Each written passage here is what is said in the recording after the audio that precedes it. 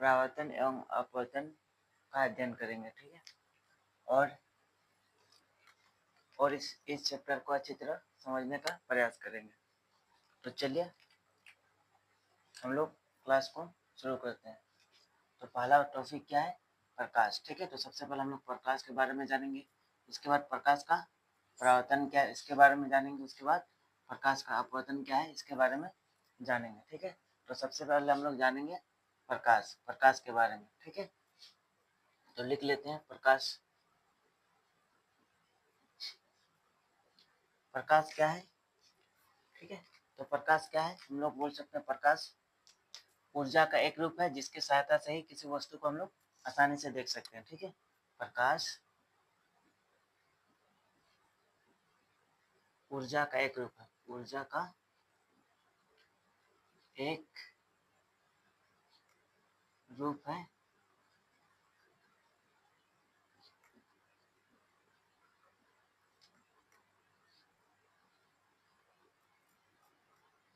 जिसकी सहायता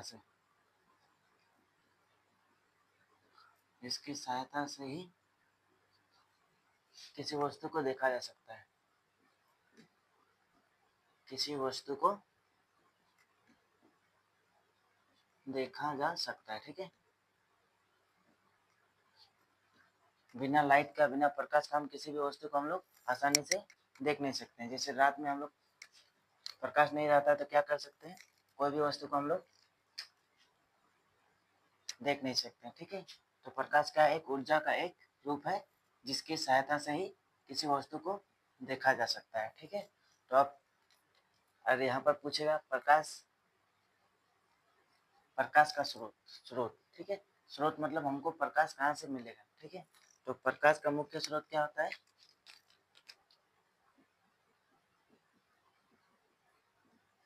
प्रकाश का स्रोत, ठीक है।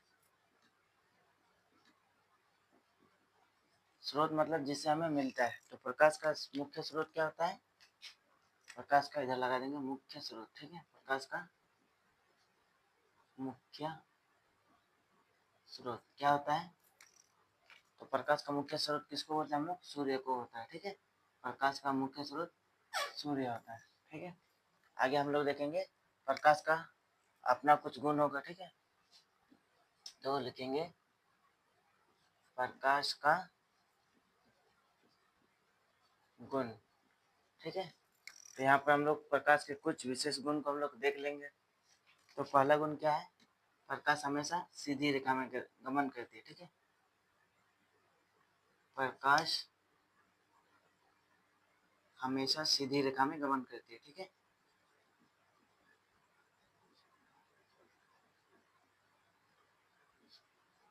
गमन करती है। उसके बाद दूसरा पॉइंट में क्या लिखेंगे, प्रकाश की चाल, ठीक है। चाल मतलब स्पीड, प्रकाश की चाल निर्वात जहाँ पे वायु नहीं रहेगा उसी को बोलेंगे निर्वात, ठीक है। निर्वात में कितना होते हैं, 3 × 10⁸ मीटर प्रति सेकंड होती है, ठीक है। तीसरा पॉइंट में क्या लिखेंगे, प्रकाश एक क्या होता है, प्रकाश एक विद्युत चुंबकीय तरंग होती है, ठीक है। प्रकाश एक विद्युत चुंबकीय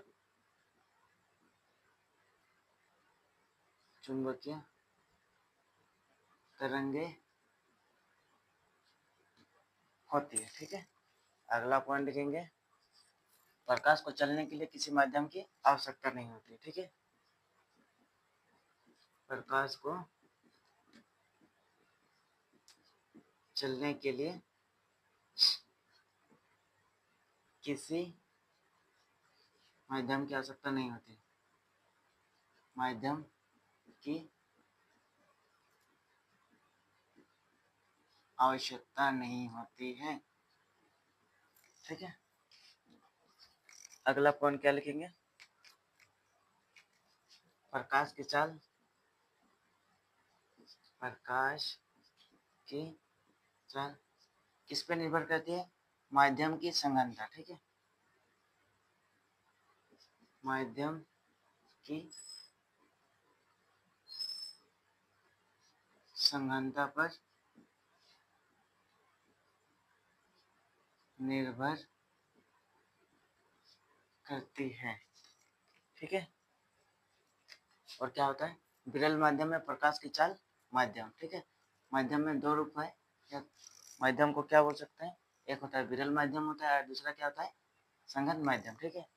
तो जो प्रकाश की चाल होगा विरल माध्यम में ज़्यादा तेजी से, यानी विरल माध्यम में इसका स्पीड क्या होगा, तेज होगा। ठीक है। जबकि संघन माध्यम में क्या होगा, प्रकाश की चाल कम होगा। ठीक है। तो यहाँ पर हम लोग लिख सकते हैं प्रकाश की चाल माध्यम की संघनता पर निर्भर करती है। ठीक है। इसके बाद लिखेंगे इसी पॉइंट में विरल माध्यम की अपेक्षा संघन माध्यम में। ठीक है। संघन माध्यम में प्रकाश की चाल क्या होती है, कम होती है। ठीक है। यानी धीमा जाएगा। माध्यम में प्रकाश की चाल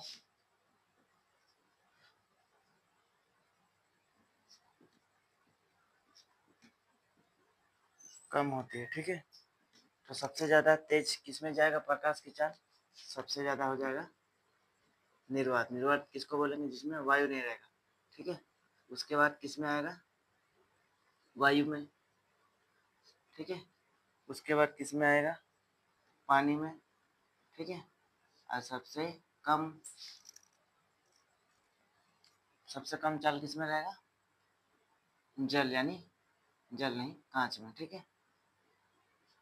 कांच में। तो प्रकाश की चाल सबसे अधिकतम किसमें होगी, निर्वात में, और सबसे कम किसमें होगा, कांच में। ठीक है।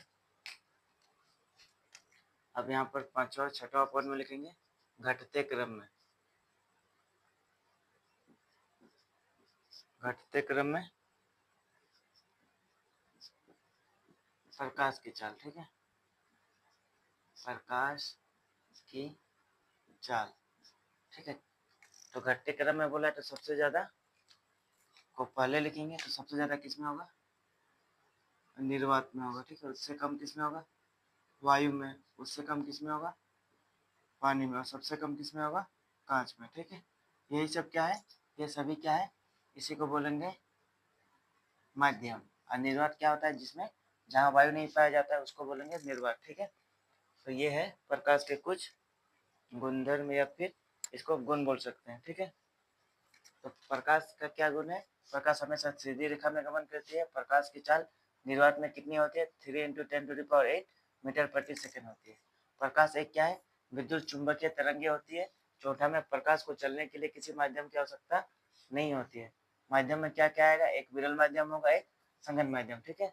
प्रकाश की चाल माध्यम की संघनता पर निर्भर करती है। विरल माध्यम की अपेक्षा संघन माध्यम में प्रकाश की चाल कम होती है। तो विरल माध्यम क्या हो जाएगा, निर्वात हो जाएगा। और संघन माध्यम क्या हो जाएगा, पानी और कांच हो जाएगा। ठीक है। उसके बाद अगला पॉइंट में क्या लिखेंगे, घटते क्रम में प्रकाश की चाल। तो सबसे ज्यादा होगा निर्वात में, उससे कम होगा वायु में, उससे कम होगा पानी में, और सबसे कम किसमें हो जाएगा, कांच में। और ये सभी क्या है, माध्यम में। ठीक है। इसके बाद अभी हम लोग देखेंगे प्रकाश के गुण के तो बारे में अभी जान लिए। अभी पढ़ेंगे प्रकाश का परावर्तन के बारे में। ठीक है। तो लगाएंगे अगला पॉइंट, प्रकाश का परावर्तन। ठीक है।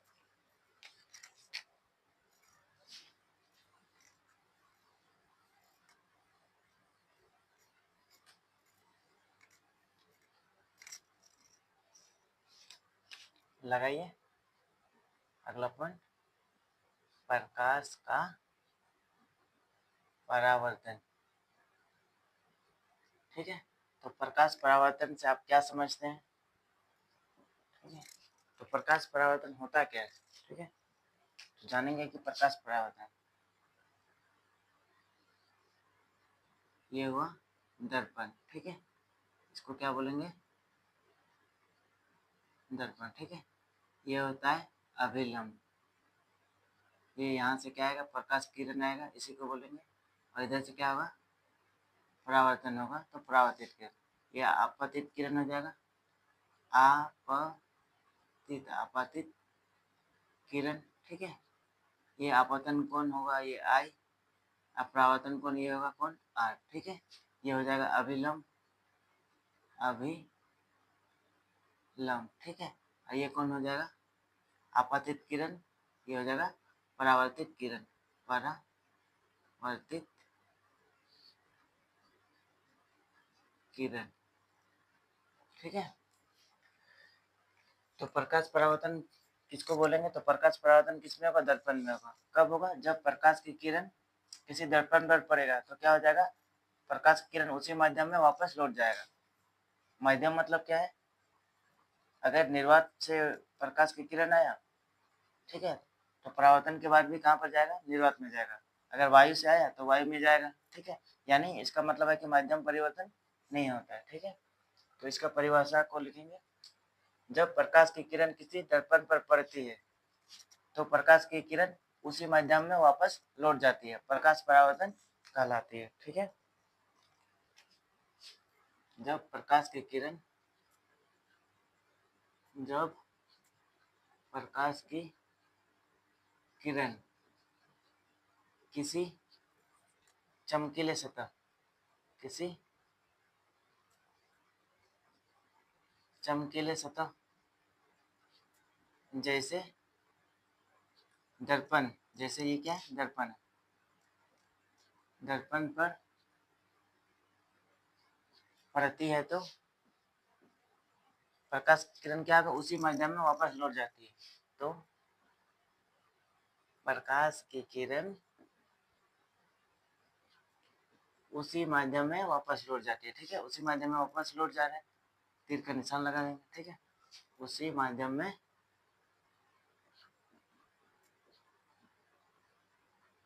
वापस लौट जाती है, क्या कहलाती है, प्रकाश परावर्तन कहलाती है, लौट जाती है, प्रकाश परावर्तन कहलाती है, ठीक है। प्रकाश परावर्तन कहलाती है, ठीक है। जब प्रकाश की किरण किसी चमकीले सतह जैसे दर्पण पर पड़ती है तो प्रकाश की किरण उसी माध्यम में क्या हो जाती है, वापस लौट जाती है, क्या कहलाता है, प्रकाश परावर्तन कहलाती है, ठीक है। क्लियर है परिभाषा।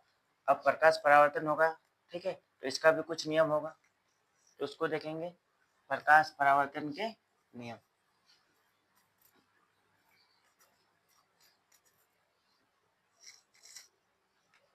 लगाइए अगला पॉइंट, प्रकाश परावर्तन के नियम। प्रकाश परावर्तन के नियम, ठीक है। तो प्रकाश परावर्तन के कितने नियम है, देखो यहाँ पर क्या हुआ है, प्रकाश का परावर्तन को दिखाया गया है, ठीक है। तो इसके कितने नियम है, दो नियम है। पहला नियम क्या है, आपतित किरण, परावर्तित किरण और ये अभिलंब, तीनों एक ही तल यानी एक ही बिंदु में होते हैं। और दूसरा नियम क्या है, कोण आई बराबर कोण आ रहा है, यानी आपतन कोण और परावर्तन कोण, ठीक है। आपतित किरण तो आपतन कोण बना, परावर्तित किरण मतलब परावर्तन कोण, दोनों का मान क्या होता है, आपस में बराबर होता है, ठीक है। तो लिखेंगे प्रकाश परावर्तन के दो नियम होते हैं, प्रकाश परावर्तन के दो नियम होते हैं, दो नियम होते हैं, ठीक है। पहला नियम क्या लिखेंगे, आपतित किरण, परावर्तित किरण और अभिलंब तीनों एक ही तल यानी एक ही बिंदु में होते हैं, ठीक है।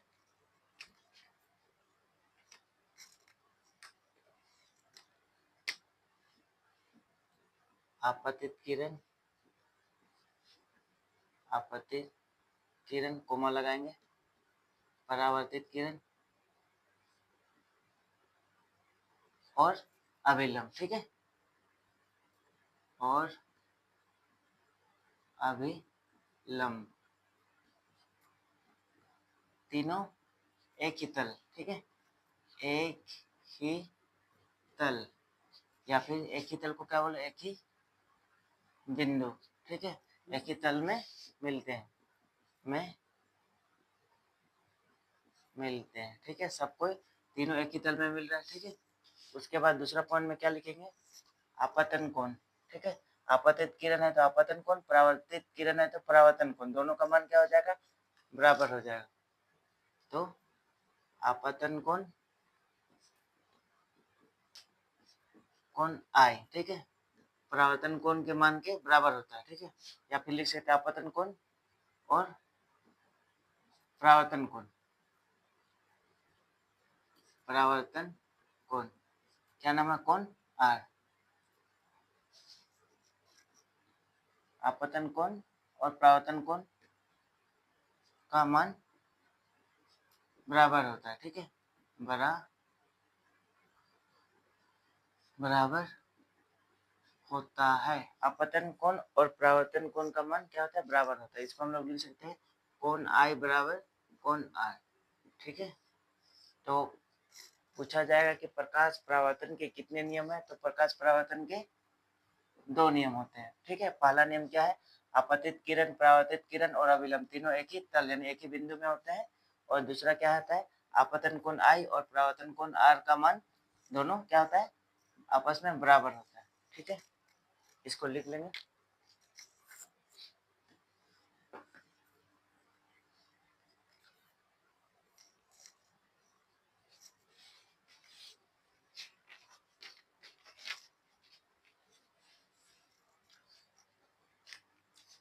अभी यहाँ से क्वेश्चन एग्जाम में कैसे क्वेश्चन पूछता है, ठीक है, उसको भी एक बार देख लेंगे। क्या पूछता है, यदि आपतन कोण का मान, ठीक है, पहला यदि आपतन कोण का मान, ठीक है, 60 डिग्री है, तो परावर्तन कोण का मान ज्ञात करें। परावर्तन कोण का मान क्या होगा, ठीक है, क्या होगा, तो क्या होगा, आपतन कोण का मान कितना है, 60 डिग्री, ठीक है। तो परावर्तन कोण का मान क्या होगा, ये आपतन कोण I है और परावर्तन कोण ये R है। आपतन कोण 60 है तो परावर्तन कोण भी कितना हो जाएगा, 60 होगा, क्योंकि आपतन कोण और परावर्तन कोण दोनों का मान बराबर होता है, इसलिए क्या हो जाएगा, क्या पूछा है, परावर्तन कोण, तो परावर्तन कोण, ठीक है, कितना डिग्री हो जाएगा, 60 डिग्री। यहाँ पर लिख सकते हैं, चूंकि कोण I बराबर कोण R है, ठीक है। यही आपतन कोण किसके बराबर होता है, परावर्तन कोण के बराबर।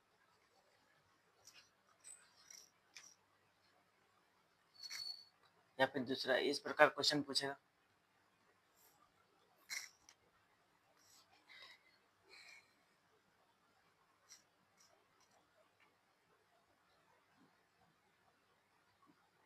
आपतन कोण x का मान ज्ञात करें, x का मान ज्ञात करें, ठीक है। एक फिगर दिया रहेगा,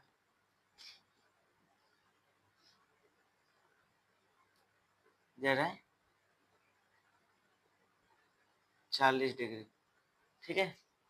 तो आपतन कोण यानी x यहाँ पर दिया रहेगा, आपतन कोण, ठीक है, आपतन कोण ये है, ये x का मान कितना होगा,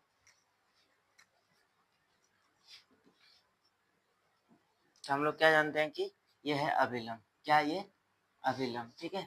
ये अभिलंब है, मतलब दोनों को मिलाकर कितना डिग्री होना चाहिए, 90 डिग्री, ठीक है। तो यहाँ से दिया हुआ है, यहाँ से यहाँ 40 डिग्री है, तो ये कितना होगा, 40 और 50 90, तो x बराबर कितना, x बराबर कितना डिग्री होगा, 50 डिग्री हो जाएगा, ठीक है। ये हो जाएगा आंसर, ठीक है।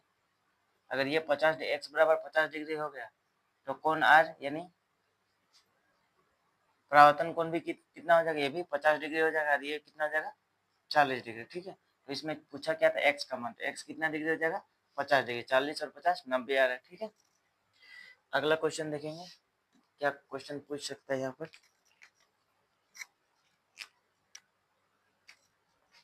यदि प्रकाश किरण, ठीक है, यदि प्रकाश किरण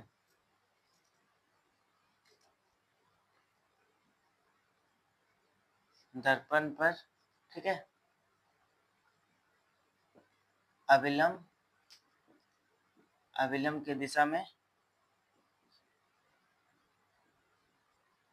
आपतित हो, ठीक है।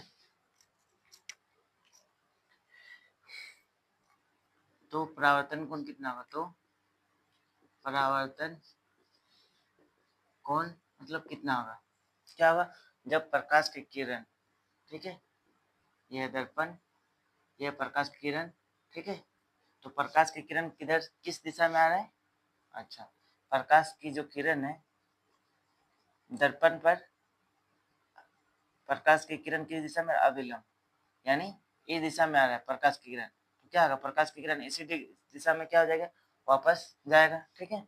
तो इस स्थिति में परावर्तन कोण कितना होगा, परावर्तन कोण, तो यहाँ से इसी में आपतित आया, यहीं से परावर्तन हुआ, तो कोण कोण तो कोई बना ही नहीं, तो क्या हो जाएगा, परावर्तन कोण कितना डिग्री होगा, 0 हो जाएगा, 0 यानी 0 डिग्री, ठीक है।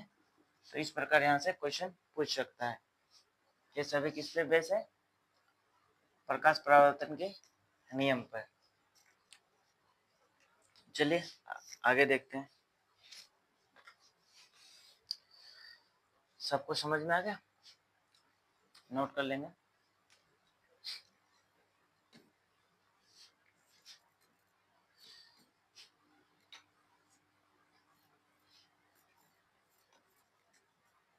चलिए आगे हम लोग देखेंगे दर्पण के बारे में, ठीक है। प्रकाश परावर्तन तो देख लिया, ठीक है, तो प्रकाश देख लिया, प्रकाश परावर्तन देख लिया, परावर्तन के 2 नियम देख लिए।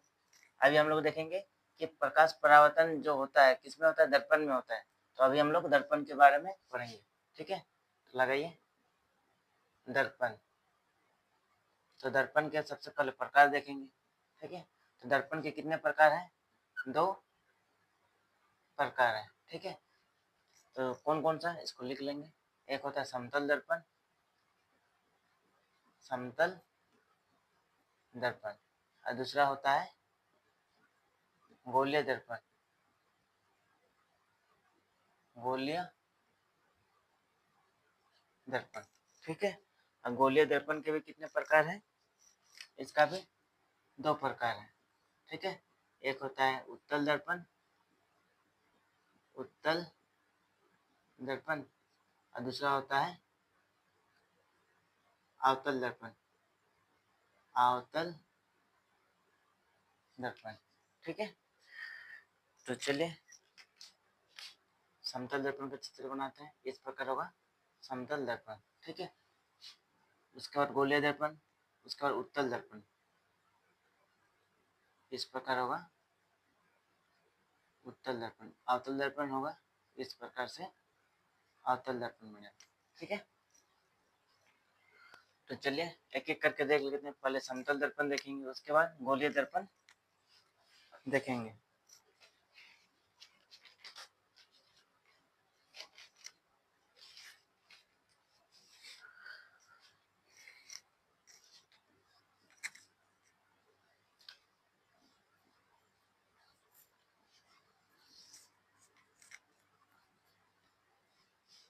तो चलिए पहला देख लेते हैं समतल दर्पण,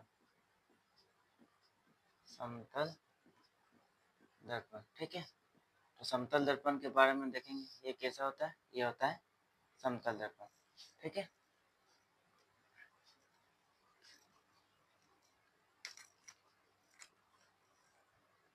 तो समतल दर्पण के कुछ गुणधर्म देख लेते हैं, गुणधर्म, ठीक है, गुणधर्म या फिर गुण, ठीक है। समतल दर्पण के कुछ गुण या गुणधर्म के बारे में जानेंगे।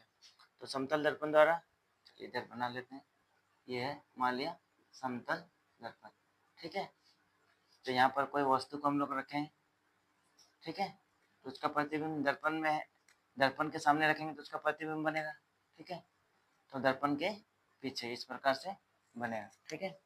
तो पहला लिखेंगे समतल दर्पण द्वारा बना प्रतिबिंब कैसा बनेगा, सीधा का सीधा ही बना है, ठीक है। समतल दर्पण द्वारा बना प्रतिबिंब हमेशा कैसा होता है, सीधा होता है, ठीक है। समतल दर्पण द्वारा बना प्रतिबिंब, ठीक है, हमेशा सीधा, सीधा एवं आभासी होता है, सीधा एवं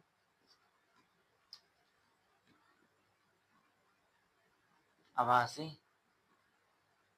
होता है। ठीक है, दूसरा में क्या लिखेंगे, वस्तु और प्रतिबिंब का आकार क्या होता है, आकार। ठीक है, साइज दोनों का क्या होता है, बराबर होता है। वस्तु और प्रतिबिंब का आकार, वस्तु और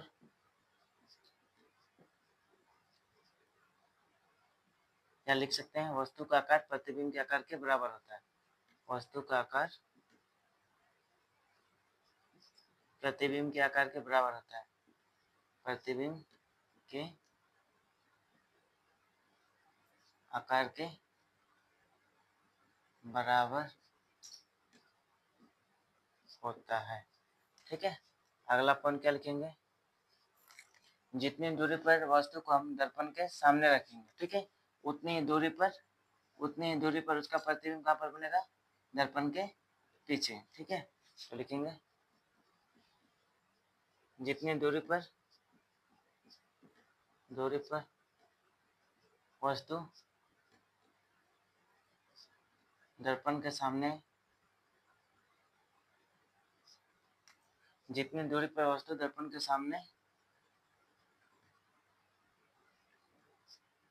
सामने होता है, ठीक है, उतनी ही दूरी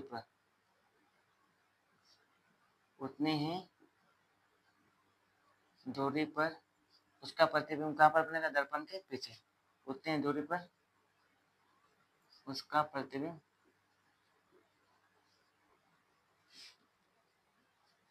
दर्पण के पीछे बनता है। ठीक है, पीछे बनता है। ठीक है, और एक पॉइंट लिखते हैं, क्या है,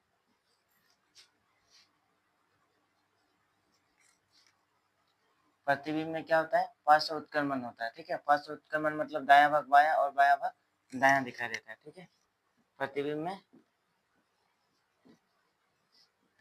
में क्या होता है, पार्श्व उत्क्रमण अर्थात होता है। ठीक है, अर्थात लिख सकते हैं दायां भाग बायां,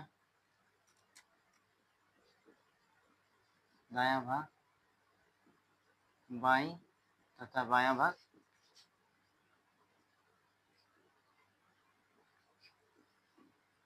दाईं दिखाई देता है। ठीक है, दाईं दिखाई देता है, इसी को क्या बोलते हैं, पार्श्व दायां दिखाई देता है। ठीक है, पार्श्व उत्क्रमण का मतलब ये होता है दायां भाग बायां और बायां भाग दायां दिखाई देता है। इसके बाद नोट में लिखेंगे। ठीक है,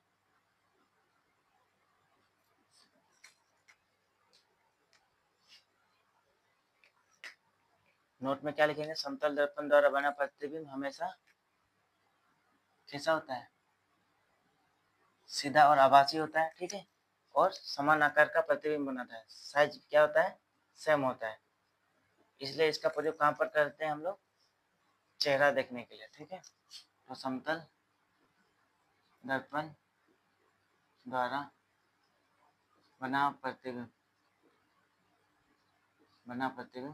हमेशा सीधा एवं आभासी होता है। ठीक है, एवं आभासी होता है। ठीक है, और क्या होता है, वस्तु के आकार के बराबर होता है, वस्तु के आकार के बराबर होता है, इसलिए इसका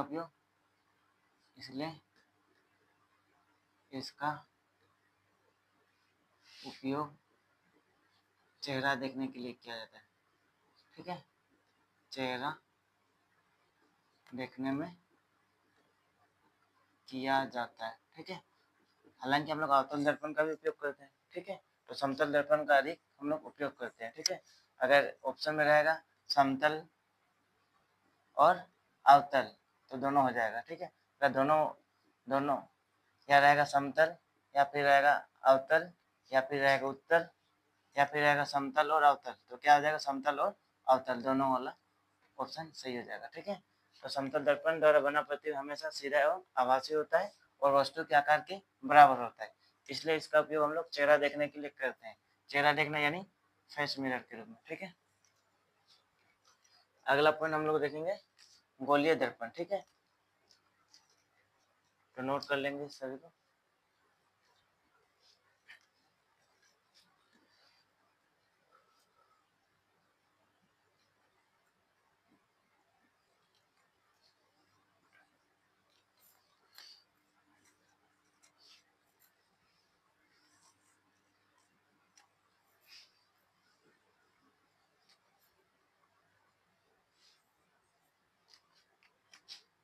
ठीक है, ये दूसरा नंबर था। ठीक है, दूसरा नंबर क्या था, गोलीय दर्पण। गोलीय दर्पण, ठीक है, इसके कितने प्रकार हैं, इसके दो है। ठीक है, पहला देखेंगे उत्तल दर्पण। उत्तल दर्पण, ठीक है, पहले उत्तल दर्पण के बारे में पढ़ेंगे। यह है उत्तल दर्पण। ठीक है, तो ये गोलीय दर्पण के कितने प्रकार, दो प्रकार, उत्तल और अवतल। तो क्या लिख सकते हैं, ये उत्तल भी क्या एक गोलीय दर्पण है और अवतल भी एक क्या है, गोलीय दर्पण है। ठीक है, तो लिखेंगे वह गोलीय दर्पण जिसका परावर्तक पृष्ठ किसकी ओर है, बाहर की ओर, बाहर की ओर वक्रित किया है। ठीक है, तो इसको क्या बोलेंगे, उत्तल दर्पण, वह गोलीय दर्पण। ठीक है, वह गोलीय दर्पण, ठीक है, जिसका परावर्तक पृष्ठ, जो परावर्तक पृष्ठ किसकी ओर है, बाहर की ओर, बाहर की ओर वक्रित होता है, होता है, उत्तल दर्पण कहलाता है। ठीक है, वह गोलीय दर्पण जिसका परावर्तक पृष्ठ बाहर की ओर वक्रित होता है, उत्तल दर्पण कहलाता है। ठीक है, उसके बाद दूसरा लगाएंगे अवतल दर्पण। अवतल दर्पण, ठीक, जस्ट उसका क्या है, उल्टा है। वह गोलीय दर्पण जिसका परावर्तक पृष्ठ बाहर की जगह में क्या लिखेंगे, अंदर की ओर वक्रित होता है, अवतल दर्पण कहलाता है। ठीक है, ये है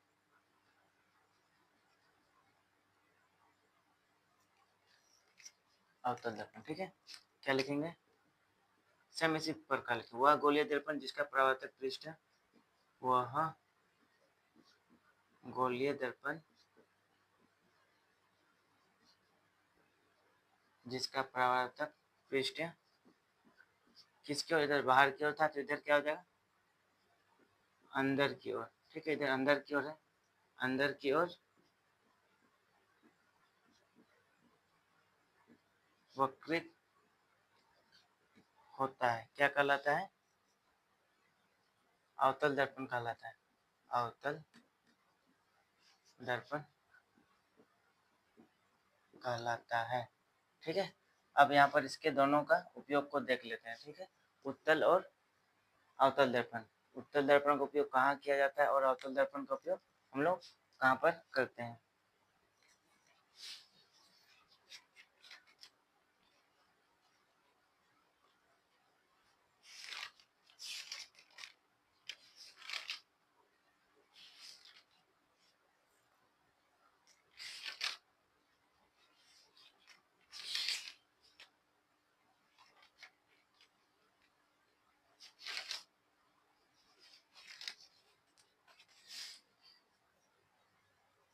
नोट हो गया,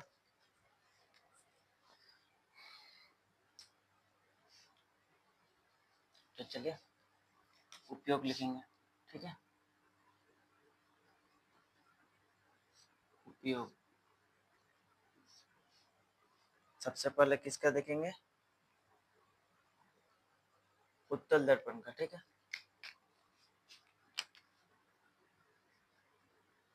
उत्तल दर्पण का उपयोग कहाँ पर हम लोग करते हैं, ठीक है। तो पहला इसका उपयोग कहाँ पर होता है, साइड मिरर के रूप में, ठीक है। साइड मिरर यानी मोटर वाहन के साइड मिरर, ठीक है, यानी इसको क्या बोलते हैं इंग्लिश में, लुकिंग ग्लास, ठीक है। तो मोटर वाहनों के साइड मिरर के रूप में, साइड मिरर, इसको क्या बोलते हैं, पार्श्व दृश्य, पार्श्व दृश्य के रूप में, ठीक है। और दूसरा उपयोग क्या लिखेंगे, सड़कों पर लगे, तो सड़क पर लगे बल्ब रहता है, ठीक है, सड़कों पर लगे बल्बों के ऊपर परावर्तक के रूप में इसका उपयोग होता है, ठीक है। इम्पोर्टेंट ये वाला है, ठीक है, मोटर वाहन के पार्श्व दृश्य, ठीक है, पार्श्व दृश्य इसी को बोलेंगे साइड मिरर के रूप में। तो साइड मिरर के रूप में हम लोग किसका उपयोग करते हैं, उत्तल दर्पण का। क्यों करते हैं, क्योंकि उत्तल दर्पण द्वारा बना प्रतिबिंब कैसा बनता है,